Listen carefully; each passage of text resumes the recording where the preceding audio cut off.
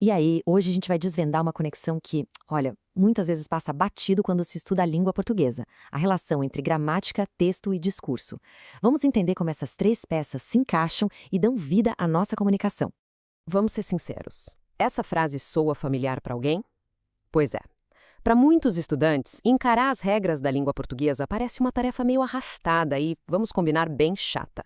É um sentimento super comum.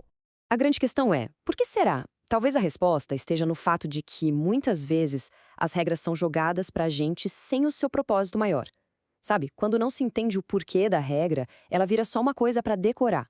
E é exatamente esse propósito que a gente vai descobrir aqui. Para começar, vamos tentar olhar para a gramática de um jeito diferente? Em vez de pensar nela como um monte de regras aleatórias, que tal enxergá-la como uma caixa de ferramentas, essencial para qualquer tipo de construção? De forma bem direta, a gramática é o sistema que organiza a língua. Pensa só, ortografia, pontuação, o jeito certo de montar uma frase, tudo isso são as ferramentas que garantem que a nossa comunicação seja clara e bem estruturada. A importância disso fica super clara aqui. Na conversa do dia a dia, na língua falada, a gente pode até dar uma relaxada em alguns detalhes.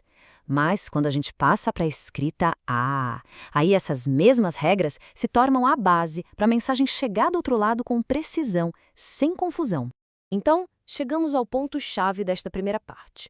A gramática não é um fim em si mesma. Todas essas regras, todas essas ferramentas, elas existem com um objetivo muito claro. Elas servem para construir o texto. Agora, vamos para o próximo nível. Se a gramática são os tijolos e as ferramentas, o texto é o edifício que a gente constrói com tudo isso. E o que é um texto? Bom, é qualquer unidade que faça sentido. Pode ser uma única frase, um parágrafo ou até um livro inteiro. É o resultado direto de quando a gente pega as ferramentas da gramática para criar algo com significado. Mas aí vem uma provocação interessante. Um texto, mesmo que esteja gramaticalmente perfeito, ainda está incompleto. Sozinho, ele não tem um valor próprio. É como se fosse um prédio vazio, sem uso nenhum. Isso leva a gente a uma pergunta fundamental. Se a gramática certinha não é o suficiente, o que é que transforma um texto em algo realmente poderoso e relevante? O que dá vida para essa estrutura? A resposta está nos elementos que conectam esse texto como o mundo. As referências a outras obras, sabe? As metáforas que criam imagens, os argumentos usados para defender uma ideia, a visão de mundo de quem escreveu e o contexto social em que aquilo foi lido.